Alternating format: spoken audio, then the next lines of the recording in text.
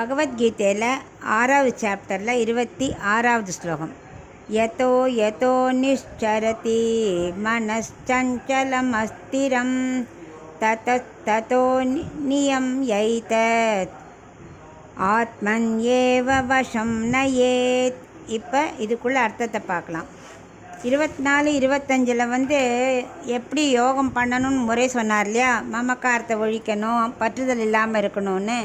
இப்போ 26 என்ன சொல்கிறாருன்னா, எந்தெந்த பொருட்களெல்லாம் நமக்கு இந்திரியங்கள் ஆசைப்பட்டு ஓடுறதோ அப்போ மனசும் அதை நோக்கி ஓடும் இல்லையா? அதை எடுக்கணும், அதை கிடைக்கணுங்கிறதுக்காக.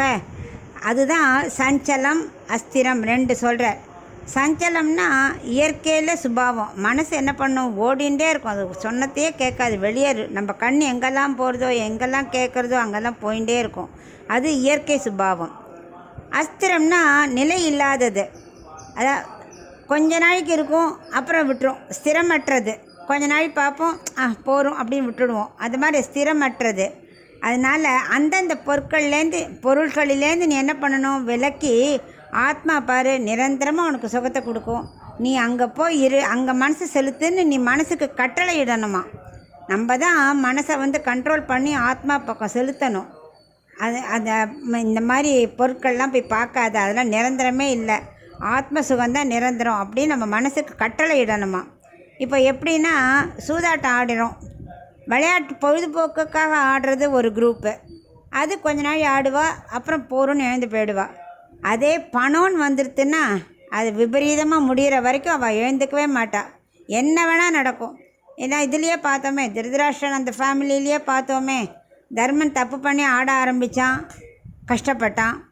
துரியோதன நாட்கள் ஆடினா லைஃபே போச்சு. ஸோ அந்த சூதாட்டங்கிறது எப்படி நம்ம எந்த கேம் ஆனாலும் நம்ம எப்படி விளையாடுறோங்கிற பொறுத்து தான்.